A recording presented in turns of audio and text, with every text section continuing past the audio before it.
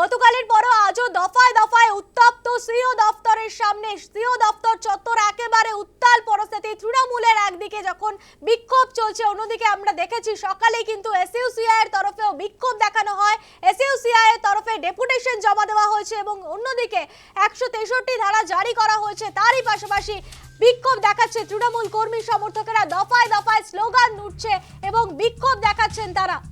সেই ছবি দেখা যাচ্ছে। গতকালও আমরা দেখেছি সিও দফতরের সামনে একেবারে রণক্ষেত্র পরিস্থিতি, তুল কালাম পরিস্থিতি তৈরি হয়। একের পর এক বাইকে হামলা চালানো হয়, ভাঙচুর চালানো হয়। এই মুহূর্তে একেবারে উত্তপ্ত পরিস্থিতি, সেখানকার ছবি তুলে ধরবে সেখান থেকে রয়েছে আমাদের প্রতিনিধি প্রীতি পাত্র। প্রীতি, ঠিক কি পরিস্থিতি এই মুহূর্তে? দেখো, যেহেতু এই এলাকায় 163 ধারা জারি রয়েছে, তাই আমি দেখাবো যে তারা যে জায়গায় বসেছিলেন সেখান থেকে কিন্তু এই মুহূর্তে তাদেরকে সরিয়ে দেওয়া হলো এবং এই যে এলাকা, অর্থাৎ যেখানে তাদেরকে আইন অনুযায়ী বসানো যায় সেখানে তারা বসতে পারবেন এবং সেই মতো কিন্তু ইতিমধ্যেই গোটা এলাকা একেবারে পুলিশের পক্ষ থেকে ব্যারিকেড দিয়ে ঘিরে ফেলা হলো। বলছি, আপনাদেরকে কি সরে যেতে বললেন? আপনাদেরকে কি সরে যেতে বলা হয়েছে? হ্যাঁ, সরে যেতে বললেন। ওখানে আমরা বসেছিলাম, কি প্রবলেম জানি না, আমরা শান্তিপূর্ণভাবে স্লোগান দিচ্ছি। দেখুন দেখুন দেখুন,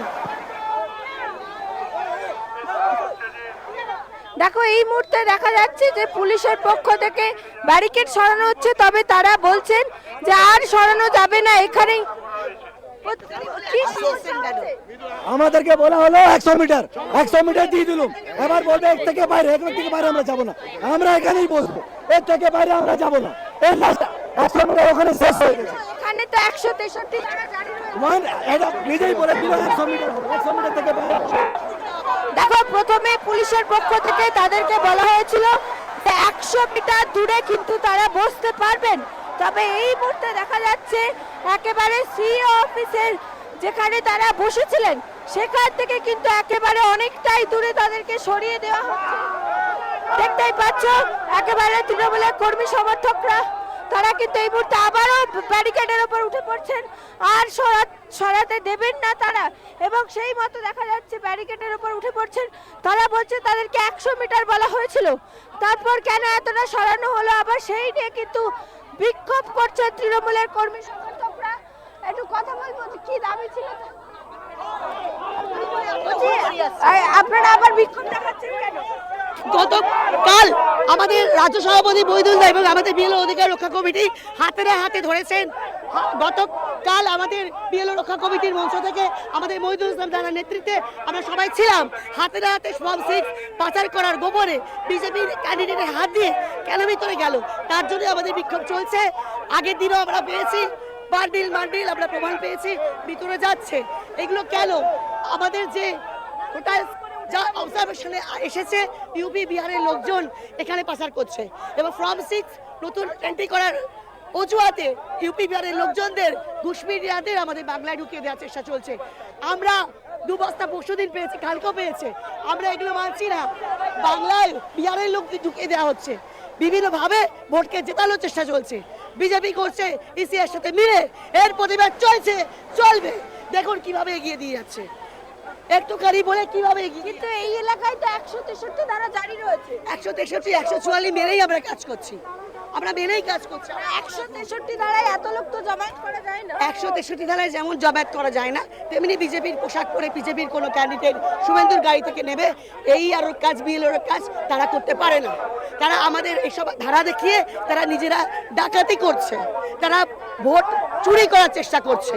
তাই এর প্রতিবাদে আমরা রাজপথে আছি, আমরা পাহারায় আছি, যাতে পুলিশের পক্ষ থেকে তো আরো পিছিয়ে যেতে বলা হচ্ছে। সেটাই তো ওনারা অল্প বলে এত রাত আমাদের এগিয়ে দিয়েছে।